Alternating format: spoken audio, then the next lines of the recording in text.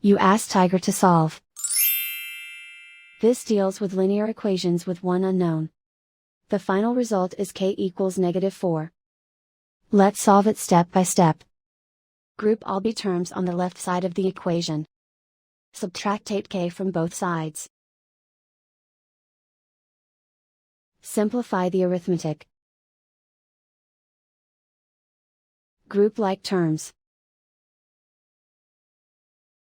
Simplify the arithmetic. Isolate the b. Divide both sides by -7.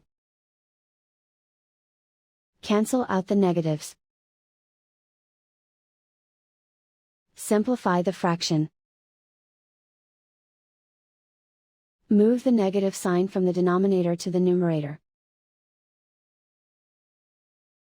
Find the greatest common factor of the numerator and denominator. Factor out and cancel the greatest common factor. And so the final result is k equals -4.